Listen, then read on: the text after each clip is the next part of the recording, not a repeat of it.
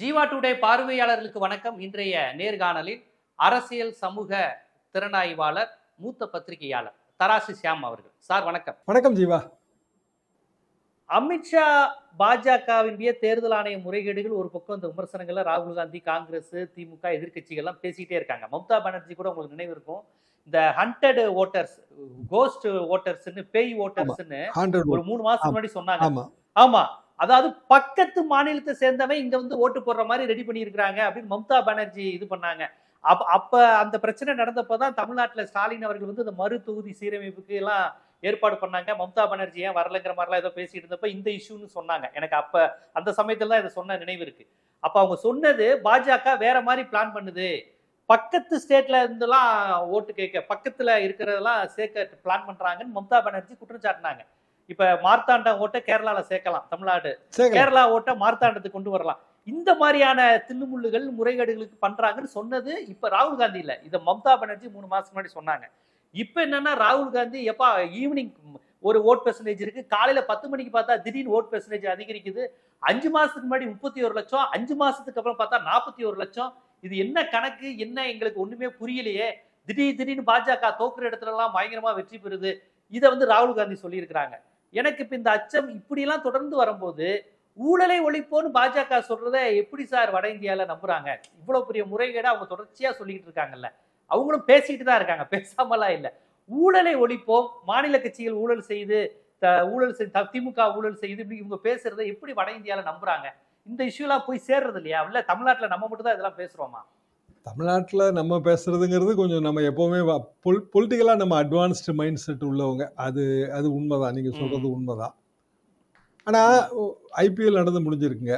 ஐபிஎல்லோட total வருமானம் இன்னைக்கு வந்திருக்கு செய்திகள்ல, பல்லாயிரக்கணக்கான கோடி ரூபாங்க. எல்லாமே வந்து ஒளிபரப்பு உரிமையை கொடுக்கறதுல தான் மேஜர் வருமானம் இருக்கு.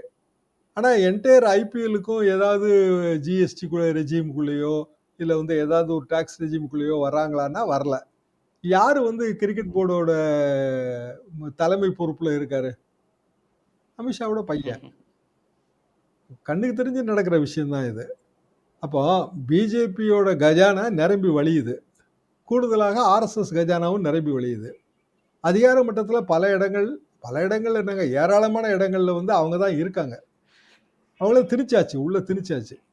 இப்போ இதுல வந்து எதை நோக்கி இது போகுது என்றால், உலக அரங்கில் இந்திய ஜனநாயகம் என்பது உலக அரங்கில் சர்வதேச குறியீட்டில் ஏற்கனவே கீழே போயிட்டு தான் இருக்கும். இந்தியாவில் ஜனநாயகம், இந்தியாவில் மதசார்பின்மை, இந்தியாவில் வந்து பத்திரிகை சுதந்திரம், இது எல்லாமே நம்ம கீழே தான் போயிட்டு இருக்கோம். இன்னும் அதால பாதாளத்துக்கு போயிடுவோம். லாட்டின் அமெரிக்கன் கண்ட்ரிஸ் மாதிரி எவ்ரி எலெக்ஷன் இஸ் ஃபிக்ஸ்டு, அதை நோக்கி நம்ம போகிறோம். இப்போ இதில் வந்து உண்மையாகவே ஜாக்கிரதையாக இருக்க வேண்டியது மக்கள். ஒன்று, 5 மணிக்கு மேலே வந்து போலிங் பூத்து திறந்திருக்கு என்றால் எத்தனை பேர் நிற்கிறாங்க எல்லாம் பார்க்க வேண்டியது யாருன்னா உள்ளூர் கட்சிக்காரர்.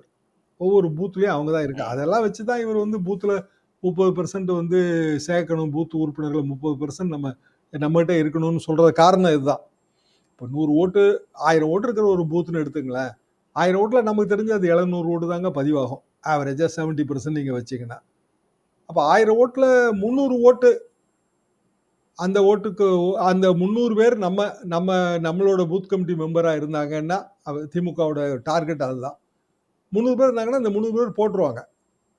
300 பேர் ஓட்டு போட்ட பிறகு மீதி ஒரு 400 பேர் தான் வந்து பிற கட்சிகளுக்கு போடுவாங்க, பல்வேறு கட்சிகளுக்கு பிரிஞ்சும் போடுவாங்க.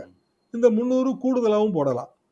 ஆனால் கடைசியாக வந்து புதுசாக வந்து 10 மணிக்கு 5 மணிக்கு மேலே வந்து ஒரு செட்டு போல் ஆகுதுல்ல, அதை வந்து கண்ட்ரோல் பண்ணிடலாம். நீங்க எவ்வளவுதான் போலி வாக்காளர் சேர்த்தாலும் அது போலிங் பூத்துல பதிவாகணும்ல. போலிங் பூத்துல பதிவாகாம அதுல வந்து நீங்க மாத்த முடியாது, எதையும் மாத்த முடியாது.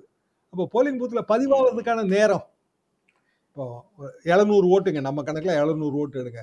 700 ஓட்டுனா ஒரு நிமிஷம், இன்னைக்கு 700 நிமிஷம் வந்து காலையில இருந்து சாயந்தரத்துக்குள்ள 700 நிமிஷம் இடைவேளை எல்லாம் சேர்த்தா 700 நிமிஷம் சரியா போயிடும். 700 நிமிஷத்துக்கு மேல நீங்க ஒரு 50 100 போடணும் அப்படின்னா அடுத்த 50 நிமிஷம் 100 நிமிஷம் தேவைப்படும். பெரும்பாலான பூத்துகள் வந்து 5 மணிக்கு கரெக்டாக க்ளோஸ் ஆயிருங்க. அதில் ஒன்றும் இப்போ கடைசி நேரத்தில் பார்த்தீங்கன்னா ரொம்ப கொஞ்சம் பேர் தான் இருந்து ஓட்டு போடுவாங்க. அப்புறம் டோக்கன் வாங்கிட்டு ஒரு 10 பேர் 15 பேர் கியூவில் நிற்பாங்க. 5 மணிலேருந்து 5:30 மணி வரைக்கும் இல்லை 5:45 மணி வரைக்கும் ஓட்டு பதிவு நடக்கும். ஆனா இந்த போலிங் பூத்ல இருக்கிறவங்க இதை கேர்ஃபுல்லா பார்க்கணும். ஒரு செட்டு நம்ம ஓட்டெல்லாம் நம்ம போட்டுட்டோம், நம்ம ஆதரவாளர்கள் எல்லாம் ஓட்டு பதிவு செஞ்சுட்டாங்க, வாக்குப்பதிவு செஞ்சுட்டாங்கன்னு போயிடக்கூடாது. அந்த காலத்துல கலைஞர் முரசொலியில அந்த வாக்கு எண்ணிக்கையில வந்து வச்சிருக்கிற பெட்டிகளை காவல் காக்க வேண்டியதை பத்தி எல்லாம் பெரிய அளவுக்கு எழுதுவாருங்க. களத்தில் நெல் விளைந்து முரசொலியிலேயே. ஆமா களத்தில் நெல் விளைந்து விட்டது என்று கவனக்குறைவாக இருந்து விடாதே தம்பி, விளைந்த நெல் வீட்டுக்கு வந்து சேர வேண்டும். ரொம்ப சுவாரஸ்யமா இருக்கும். அதனால எல்லாம் வர வழியில வழிப்பறி கொள்ளையர்கள் பறிச்சிடலாம் நெல்ல பார்த்து ஆமா அப்படி இதே தான் எழுதிருப்பாரு. கவனத்துடன் இருக்க வேண்டும் இப்படி எழுதிட்டே வருவாரு. 70 காலகட்டத்தில் 71 தேர்தலோட வந்து அப்போ போலி கள்ள ஓட்டு போடுதல் அப்படின்னு வரும்போது என்னோட காலேஜ் டேஸ் எண்டு போலி மை வச்சு கள்ள ஓட்டு போட்டாங்க. அந்த போலி மை ரஷ்யாவிலிருந்து வந்தது, இந்திரா காந்திக்கு ஆதரவாக ரஷ்யா தயாரித்த ரகசிய மை, இதுதான் டைட்டிலுங்க. ஜெயகாந்தனோட பத்திரிகை ஜெயமுரசோ அந்த மாதிரியான பேருங்க, பேர் தான் நான் மறந்துட்டேன், ஜெயமுரசுன்னு தான் நினைக்கிறேன், ஜெயபேரிகையில தலைப்பு செய்தியா போட்டாச்சு, ரஷ்யாவிலிருந்து வந்த ரகசிய மை, இதுதான் தலைப்பு செய்தி. ஸோ காங்கிரஸுக்கு ஆதரவாக இந்த ரகசிய மை வச்சுட்டு அதை அழிச்சா போயிடும், அடையாள மை வந்து அழிச்சா போயிடும். ஸோ மாத்தி மாத்தி ஓட்டு போட்டாங்க. இதுதான் அதோட கான்செப்ட். காமராஜ் அதை ஒத்துக்கல, மையாவது பொய்யாது விடுங்கண்ணே அப்படின்ட்டாரு. இது நான் கேட்ட இந்திரா காந்தி இங்க அடி வாங்கிருச்சு. அது காரணம் வந்து இதுதான் அப்படின்னு ஜெயகாந்தனோட எழுத்து. அது பிற்காலகட்டத்தில் வந்து செங்கை சிவம் வந்து எனக்கு ரொம்ப நண்பருங்க. செங்கை சிவம், பருதி இளம் எழுதி இவங்க எல்லாம் ஒரு செட்டா இருப்பாங்க. இப்போ இவங்க மேயரோட தாத்தாவா? மேயரோட தாத்தா அவங்க. ஆமா ஆமா, அவர்கிட்ட நான் கேட்டேன், அவர் எதுனாலும் பேசலாம். அவங்க எப்படி கார்ல பேசிட்டு போகும்போது கள்ள ஓட்டுலாம் உண்மையிலேயே போட முடியாதுங்க. அந்த சிஸ்டம் அந்த காலத்துல நம்ம வாக்கு சீட்டு போடுற சிஸ்டத்துல அவர் சொல்றாரு. இப்ப எலக்ட்ரானிக் வந்துருச்சு, அதனால அவரோட கருத்து பொருத்தம் இல்லை. கள்ள ஓட்டுலாம் போட முடியாது, ஆனா நம்ம அதுக்கு ஒரு பட்ஜெட் போட வேண்டியது இருக்கு அப்படின்னா. என்னங்க பட்ஜெட் அதுக்கு அப்படின்னு? அதாவது நம்ம அந்த பட்ஜெட் செலவழிக்கலைன்னா தேர்தல் முடிஞ்சு வாக்கு எண்ணிக்கை முடிஞ்சு நம்ம ஜெயிக்கிற வரைக்கும் கேப் விடும். 10 நாள் 20 நாள் கேப் விடும். இந்த 20 நாள்லயே நம்மளை 200 முறை தோக்கடிச்சிருவான் நம்ம கட்சிக்காரன். அவன் வீட்டுக்கு வந்து சொல்லுவான், அண்ணி நான் சொன்னேன், நானே 10 ஓட்டு போட்டிருப்பேன், இவர் வந்து செலவழிக்க மாட்டேன்னு சொல்லிட்டாரு, அதனால பயனே இல்லைன்னு எனக்கு தெரியும், நான் மாட்டேன்னு சொல்லுவேன், ஆனா இவனுக்கு இப்படி சொல்லுவானுங்களேன்னு சொல்லி ஒரு பணத்தை ஒதுக்கிடுறது, அதுக்கு செலவுக்கு பணத்தை ஒதுக்கிடுறது. இதுதான் கள்ள ஓட்டு போட்டு ஜெயிக்க முடியாது. இது எந்த காலம்? வாக்கு சீட்டு காலம். ஆனா டிஜிட்டல் காலத்துல வந்து கள்ள ஓட்டுங்கிறது நீங்க வேற பல வடிவங்களுக்கு வந்துருச்சு. அதாவது வாக்காளர்களை சேர்த்தல், அப்புறம் டிஜிட்டல் வடிவில் வந்து மாடிஃபிகேஷன் செய்தல், அப்புறம் திடீர்னு ஓட்டுப்பதிவு சதவீதத்தை உயர்த்த, இதெல்லாம் நாங்க கேள்விப்பட்டதே கிடையாது. 5 மணிக்கு ஓட்டுப்பதிவு முடிஞ்ச உடனே ஒரு சதவீதம் சொல்லுவாங்க, அதுல இருந்து கொஞ்சம் மாறுங்க. அபிஷியலா இருக்கிறது ஒரு 0.5% 1% தான் மாறும். 65.2 அது 66.1 இருக்கும், இல்ல 66 இருக்கும். இதுதான் கணக்கு.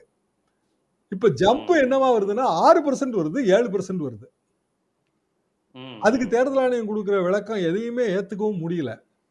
அப்ப 6% 7%னா ஒரு தொகுதியோட வெற்றி தோல்வியே அதுல முடிஞ்சு போயிருமே. ஆமா, 2% 1.5% தானே இப்ப எல்லாம் நடக்குது. அப்ப வந்து மிக ஜாக்கிரதையாக இருக்க வேண்டியது, குறிப்பாக தமிழ்நாட்டுல ஜாக்கிரதையாக இருக்க வேண்டியது திமுகவின் கடமைன்னு தான் நான் நினைக்கிறேன். ஏன்னா அதிமுக அந்த ஜோதியில இருக்கு, இனி அதிமுகவின் கடமைன்னு சொல்றதுலாம் அர்த்தம் இல்லை. அதிமுக அந்த ஜோதியில ஒரு மூத்த பத்திரிகையாளர், அதுவும் நீங்க இப்படி சொல்றதுக்குரிய நிலைமைக்கு வந்துருச்சுங்களா? என்ன பண்றது? அண்ணா ஒரு திராவிடியன் குழுமத்துல இருந்து விலக்கி பார்க்கிற மனநிலைக்கு, ஒரு வேதனையான மனநிலைக்கு ரொம்ப, அது எம்ஜிஆர் ஜெயலலிதா காலத்தோட அது முடிஞ்சு போச்சுன்னு தான் நான் நினைக்கிறேன். இப்ப அதாவதுங்க, ஒரு சரியா கேள்விகளுக்கு அவர் கூட்டணி ஆட்சின்னு அவர் தெளிவா சொல்றாரு அமித்ஷா. பாரதிய ஜனதா அதிமுக கூட்டணி ஆட்சி அப்படின்னு கட்சி பேரையும் சொல்றாரு. மற்ற கட்சிகள் கூட்டணிக்கு இது வரைக்கும் போகல, தேமுதிக கூட போகல, அதெல்லாம் நாங்க ஜனவரி மாசம் தான் சொல்லுவோன்றாங்க. அப்ப ஒரு வருஷத்துக்கு முன்னாடி யாராவது கூட்டணிக்கு போவாங்களா? அது எப்படி சாத்தியம் ஒரு வருஷத்துக்கு முன்னாடி? அப்ப அவன் 50 தொகுதி வேணும்னு கேட்கறாங்க. 50 தொகுதினா எங்க இருந்து வாங்குவாங்க? நீங்க இந்த கோயம்புத்தூர் நீலகிரி பெல்ட்ல இருந்து. அப்ப அங்க நிக்கிற அதிமுக அங்க இருக்கிறவங்களுக்கு என்ன கதி? இப்போ செம்மலைக்கு என்ன கதி, வேலுமணிக்கு என்ன கதி, இந்த கேள்வியெல்லாம் வரும்ல. சரி, எல்லாம் திராவிட இயக்கத்திலேருந்து வந்தவங்க, அதில் எனக்கு மாற்று கருத்து இல்லை. ஆனால் அதுக்கு பிறகு நீங்கள் வேறு அழுகல் நோயால் பாதிக்கப்பட்டுட்டீங்க. இப்போ வேறு அழுகல் நோயால் பாதிக்கப்பட்ட பிறகு மரம் ஆட்டோமேட்டிக்காக காஞ்சு போயிடும், அது பச்சையை இழந்துருங்கிறது தான் என்னோட கருத்து. ஸோ அப்படி ஒரு வேதனையான நிலை போயிடுச்சு. ஆனால் 50 சீட்டு கொடுக்க மாட்டாங்கன்னு தான் நான் நினைக்கிறேன். அப்படி அறிவிச்சிட்டாங்கன்னா அப்பயே தோல்வி அவுட்டு. 50 சீட்டு விடுங்க, 30 சீட்டு கொடுக்குறதாவே வச்சுக்கோங்க. அப்போ பாமகவுக்கு எவ்வளோ சீட்டு கொடுக்கணும்? பாமக இப்போ பம்முது. நேற்று டாக்டர்கிட்ட கேள்வி கேட்குறாங்க, நீங்கள் ஆரம்பிச்சப்ப இடதுசாரி சிந்தனைகளோட தானே ஆரம்பிச்சீங்கன்னு கேட்டால் அதுக்கு பதில சொல்ல மாட்டேங்காரு. நான் பிரியா விடை பெற்றுக் கொள்கிறேன் டக்குன்னு. ஆனால் வாஸ்தவமாகவே பாமகவோட ஒரிஜினல் லெட்டர்களுக்குள்ள பெரியார் படம் இருக்குங்க, அம்பேத்கர் படம் இருக்கும். அதான் பாமகவோட ஒரிஜினல். கால் மார்க்ஸ் படமும் இருக்கும். அப்போ இப்போ பிஜேபியோட கூட்டணிங்கிறதுக்கு எதிராக அவர் தான் பேசினாரு. அதிமுகவோட கூட்டணி வைக்கணும்னா பிஜேபியோட அது கூட்டணியில இருக்கு, அப்பவுமே இருக்கு, டாக்டர் சொல்லும் போதே இருக்கு. அப்ப அதிமுகவோட கூட்டணி வைப்பேன்னா பிஜேபியோட கூட்டணி வைக்கிறதும் ஒண்ணுதான். இப்ப அதனுடைய பயணமே கிளம்பியாச்சு. அங்க தைலாபுரம் பயணம் கிளம்பிருச்சு, அதுல ஒன்றும் சந்தேகமே கிடையாது. அப்போ இனியாவது அவங்களுக்கு இடதுசாரி சிந்தனைகள், பெரியார் படத்தையெல்லாம் அவங்க எடுத்துட வேண்டியதுதான் லெட்டர். இப்போ இருக்கா என்னமோன்னு தெரியல எனக்கு. எதுக்காக நான் சொல்ல வரேன்னா, சில நேரங்களில் சில சித்தாந்தங்கள் நீர்த்து போகும்போது ஈவன் நான் பொது உடைமை இயக்கங்களையும் அதை நான் பார்க்குறேங்க. எங்கள் காலத்தில் பொது உடைமை இயக்கம் தாங்க எங்களுக்கெல்லாம் அட்ராக்ஷனு. திமுகவே தோழர் அண்ணாதுரைன்னு தான் போஸ்டர் அடிப்பாங்க, நோட்டீஸ். எவ்வளோ இருக்குங்க தோழர் அண்ணாதுரை அடித்த நோட்டீஸு. எல்லா இடத்துலையுமே அவங்க அந்த அதை பிரபலப்படுத்துவாங்க. எம்ஜிஆர் படம் ஏன் பாப்புலர் ஆச்சு? பட்டுக்கோட்டை கல்யாண சுந்தரம் பாடல்கள் தானே முக்கிய காரணம். அவரே சொன்னது தானேங்க, அது எம்ஜிஆரே சொன்னது தானே. இப்போ சிந்தனைகள் மாறி போகும்போது வேற வழி இல்லை, நம்ம அதை சுட்டி காட்ட வேண்டிய கடமை நம்ம. அண்ணாவுடைய முதல் கட்டுரையே பரேடு டு மாஸ்கோ தானே. எங்க குடும்பத்திலே பெண்ணுக்கு பேர் ரஷ்யாங்க. குத்துசி குருசாமி மகளுக்கு பேரு ரஷ்யா. அது பெரியார் வச்சுதான் எவ்வளவு தூரம் போன. முதலமைச்சர் பேரு ஸ்டாலின் தானே. ஆமா ஆமா, கலைஞருக்கு அந்த உணர்வுல தானே வச்சாரு, கம்யூனிஸ்ட் பிடிப்பு தானே. இல்ல அவர் சொல்லியிருக்காரு, நான் அண்ணாவையும் ஐயாவையும் சந்திக்கலன்னா நான் இயல்பாவே கம்யூனிஸ்டா இருப்பேன்னு கலைஞர் சொன்னார்ல. இவங்க 2 பேரையும் சந்திக்கலன்னா எனக்கு ஆல்ரெடி இடதுசாரி சித்தாந்தம் தான் எங்க திராவிட சித்தாந்தம் அப்படின்னு அவரே சொல்லியிருக்காரு, கலைஞரே சொல்லியிருக்கிறாரு. அதனால நீ சொன்ன மாதிரி எம்ஜிஆரும் கம்யூனிஸ்ட் பாட்டு தானே முழுக்க. அந்த நாடோடி மன்னர் முழுக்க சும்மா கிடந்த கொத்தி. ஆமா ஆமா, அது காலம் இருக்குதுன்னு உழைக்கும் மக்களை பார்த்து தானே பாடுறாரு. நம்ம காலம் வரும்னு உழைக்கும் மக்களை பார்த்து தானே பாடுறாரு. காலம் இருக்குது பாடுறாரு. ஆமா, அது ஜனசக்தியில எழுதுன பட்டுக்கோட்டையினுடைய பாடல். ஜனசக்தியில பட்டுக்கோட்டையோட பாடல். ஆமா, அத இவர் கேட்டுக்கிட்டாருன்னு சொல்லுவாங்க. அண்ணே இந்த பாட்டு நான் வேணும்னே படத்துக்கு பயன்படுத்திக்கிறேன்னு ஒரு கேட்டாருன்னு. அதனால அந்த அளவுக்கு இடதுசாரி சித்தாந்தம் தமிழ் மண்ணோட இதா இருக்கு. பாட்டாளி மக்கள் கட்சியும் தங்களை நக்சல், நான் ஒரு நக்சல் பாரினே சொன்னாரு டாக்டர் ராமதாஸ் ஒரு முறை. ஏதோ ஒரு கட்டுரை எழுதினார்ல, ஏதோ இதழ் எழுதினாரு. அவரு எங்கள் போராட்டம் எதற்காக கட்டுரை தராசுல எழுதினார்ல 85, அதுலதான் அதெல்லாம் பயன்படுத்துறாரு. ஒரு நக்சல் புக்கா. சரி சரி. அப்படியெல்லாம் இருந்த அமைப்புகள். பாட்டாளி மக்கள் கட்சியும் பெரியார் அம்பேத்கரை முன்னிறுத்தி தான் தொடங்கினாங்க. அண்ணா பெரியாரை முன்னிலைப்படுத்த அதே வேளையில் இடதுசாரி சிந்தனைகளையும் முன்னிலைப்படுத்தினாரு. அவருடைய நாவல்கள் எல்லாமே முதலாளிகளுக்கு எதிராக தான் இருக்கும். பணத்தோட்டம் அது மார்வாடிகளுக்கு எதிரானது. எல்லா நாவலுமே ஏதாவது ஒரு பண்ணையாருக்கு எதிராக தானே இருக்கும். ஏதாவது ஒரு முதலியார் ஒரு பண்ணையாரா இருப்பாரு, அதை எதிர்த்து ஒரு தொழிலாளி பாடுபடுறாரு. இப்படிதான் கதை இருக்கும். ஆமா, அந்த முதலியார் இந்த மாதிரி மக்களை ஒடுக்குகிறார், நில உடைமையாளர், நிலக்கிழார் அப்படின்னு சொல்லி இவர் பாடுபடுவாரு. ஸோ அந்த அளவுக்கு திராவிட இயக்க சித்தாந்தம் இடதுசாரி சித்தாந்தத்தோடு வளர்ந்த அமைப்புகள் அனைத்தும் இன்னைக்கு நீர்த்து போயிடுச்சுன்னு அதனுடைய ஆதி அந்தத்திலிருந்து பார்த்த நீங்க வேதனையோட பதிவு செய்யறத புரிஞ்சுக்க முடியுது. ஒரு ஆதங்கம் இருக்கு. அதுவும் திராவிட கட்சியான அதிமுக முழுமையாக வேர் மழுங்கி விட்டதுங்கிற வார்த்தையை ரொம்ப வேறு அழுகல் அப்படிங்கிற மாதிரியான விஷயங்கள் இருக்கு. இவர் ஏன் பெரியார் படத்தை வச்சிருக்காரு, அவங்க ஏன் அண்ணா படத்தை வச்சிருக்காங்கன்னு கேட்கிற அளவுக்கு அவங்க கொள்கையில நிறுத்து போகக்கூடிய தன்மையில இருக்கிறாங்க. அவங்க பாஜக எப்படியாவது வந்துடணுங்கிறதுல ரொம்ப தெளிவா இருக்கிறாங்க. ஏர்போர்ட்ல போய் வரவேற்கிறது செல்லூர் ராஜுங்க.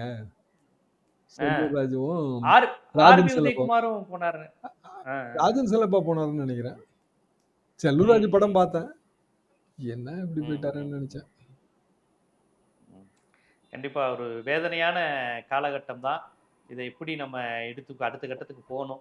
உங்களை போன்றவர்கள் தொடர்ச்சியாக வரலாறையும் கொள்கையையும் நடந்த உண்மைகளையும் உள்ளபடி சட்டத்தின் அடிப்படையிலும் சட்ட நுணுக்கத்தின் அடிப்படையிலும் பேசுவதும் உரையாடுவதும் காலத்திற்கு ரொம்ப அவசியம்னு பார்க்குறேன். அதை நீங்கள் தொடர்ச்சியாக செஞ்சுக்கிட்டு இருக்கீங்க. அந்த அடிப்படையில் இதுவும் மக்களுக்கு ஒரு வரலாற்றை கடத்தும் நேர்காணலாக தான் பார்க்குறேன். நன்றி.